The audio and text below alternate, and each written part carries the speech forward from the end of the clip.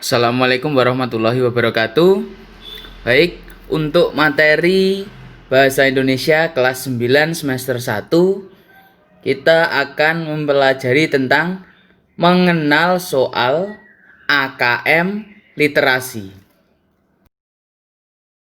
Nah, sebelum kita memulai pelajaran hari ini, alangkah baiknya kita berdoa agar apa yang kita pelajari nanti berjalan dengan aman dan diridhoi Allah Subhanahu wa taala. Bismillahirrahmanirrahim. Raditu billahi robba wa bil islami dinna wa bi Muhammadin nabiyya wa rasulah. Baik, apa sih AKM itu? AKM singkatan dari Asesmen Kompetensi Minimum. Nah, di sini menurut Pak Menteri, asesmen kompetensi minimum atau yang disebut AKM adalah kompetensi yang benar-benar minimum, di mana kita bisa memetakan sekolah-sekolah dan daerah-daerah berdasarkan kompetensi minimum. Ini kompetensi minimum, kompetensi dasar yang dibutuhkan murid. Nah, untuk bisa belajar apapun materinya, dari semua materinya bisa untuk dipelajari dan masuk dalam kategori kompetensi minimum. Ini adalah kompetensi minimum yang dibutuhkan murid untuk bisa belajar apapun mata pelajarannya. Jadi semua mapel yang kita ampu atau kita pelajari bersama itu bisa diterima oleh murid. Nah, dengan kompetensi yang minimum. Itulah dasar arti dari AKM, yaitu Asesmen Kompetensi Minimum. Nah, materi AKM itu sendiri ada dua, yaitu satu, literasi atau kita sebut membaca dan menulis, yang setiap kali atau acap kali kalian kerjakan dari beberapa mapel kan disuruh untuk mengisi literasi atau membuat literasi. Nah, dan yang kedua adalah numerasi. Di sini saya akan menjelaskan yang pertama adalah satu, literasi bukan sekedar kemampuan membaca. Nah, perlu diingat, literasi itu tidak hanya membaca saja, tapi juga kemampuan menganalisis suatu bacaan. Nah, selain kalian hanya membaca, itu disertakan kalian harus bisa untuk menganalisis, serta kemampuan untuk mengerti atau memahami konsep di balik tulisan tersebut. Dari bacaan yang kalian baca itu diharuskan untuk menganalisis. Itu arti dari literasi. Nah, sedangkan kalau numerasi adalah kemampuan menganalisis menggunakan angka. Sama, kalau literasi tadi hanya menganalisis bacaan, sedangkan kalau numerasi berkaitan dengan angka. Dia menekankan literasi dan numerasi bukan tentang mata pelajaran bahasa atau matematika.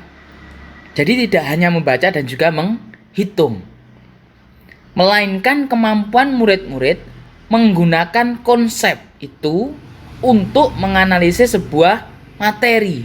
Nah, dari ada sebuah konsep, itu kalian harus bisa untuk analisis sendiri, baik literasi berkaitan dengan bacaan ataupun numerasi berkaitan dengan angka.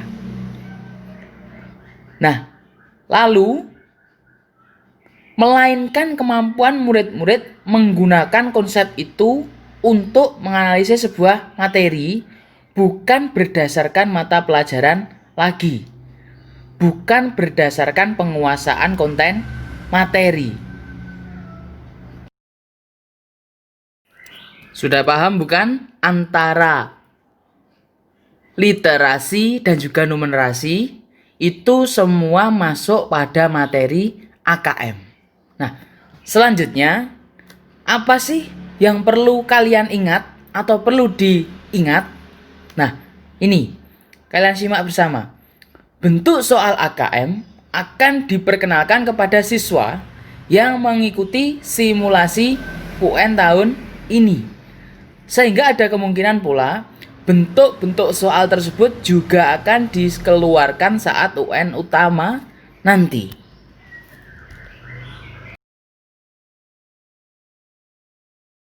Nah, di sini saya akan memberikan contoh soal AKM literasi.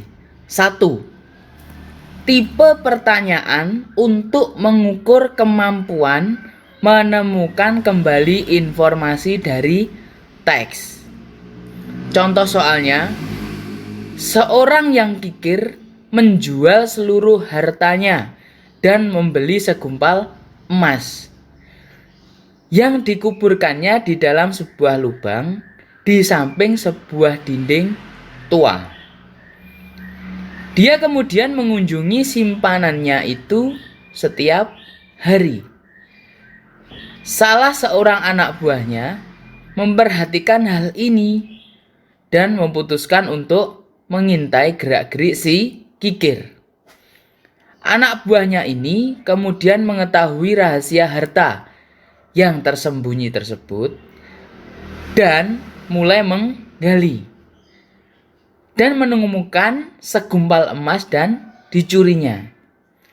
Si kikir pada kunjungan berikutnya menemukan lubang yang sudah kosong dan mulai menarik-narik rambutnya lalu meraung-raung sejadi-jadinya. Seorang tetangga yang melihat kejadian itu dan mengetahui apa penyebabnya kemudian berkata, "Berdoalah."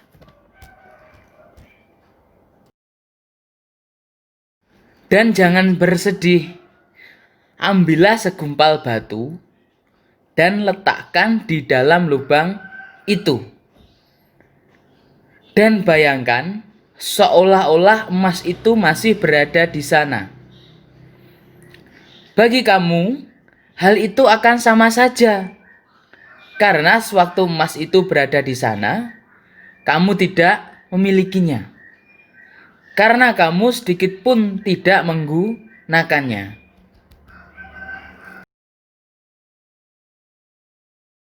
Nah, lalu kalian simak baik-baik, kalian perhatikan dan dimengerti. Bacalah pernyataan berikut dan berilah nomor sesuai dengan urutan kejadian di dalam bacaan. Yang pertama, si kikir memutuskan untuk menggunakan seluruh uangnya untuk membeli segumpal emas. Lalu, seorang mencuri emas si kikir. Selanjutnya, si kikir menggali lubang dan menyembunyikan hartanya di sana. Tetangga si kikir menyuruhnya untuk menggantikan emas itu dengan batu.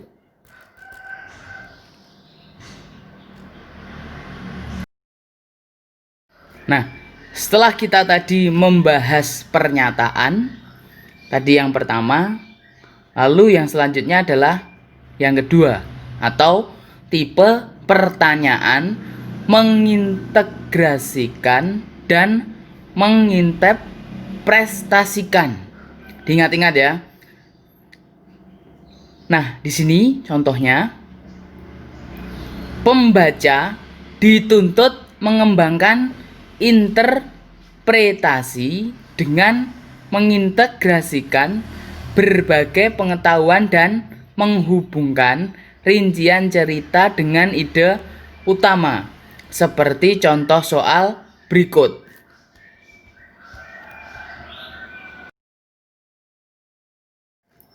Berikut ini adalah percakapan dua orang yang membaca cerita si kikir dan emasnya. Pembicara 1, tetangganya nakal juga. Mestinya dia menggantikan emas itu dengan sesuatu yang lebih berharga daripada batu. Pembicara 2, tidak bisa. Batu itu penting perannya di dalam cerita ini. Nah, apa yang dapat dikatakan pembicara 2 untuk mendukung pendapatnya?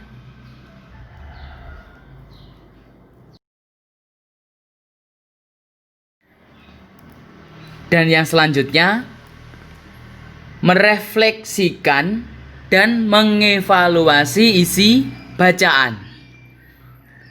Pembaca membuat hipotesis alasan perbuatan pelaku cerita dengan menggabungkan informasi sebelumnya dengan informasi pada bacaan, serta informasi di luar teks, seperti contoh berikut ini.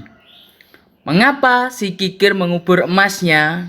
Itu contoh refleksi dan evaluasi dari isi bacaan. Nah, baik, sekian dulu pelajaran hari ini. Semoga apa yang kita pelajari benar-benar bermanfaat dan juga barokah. Saya akhiri, wassalamualaikum warahmatullahi wabarakatuh.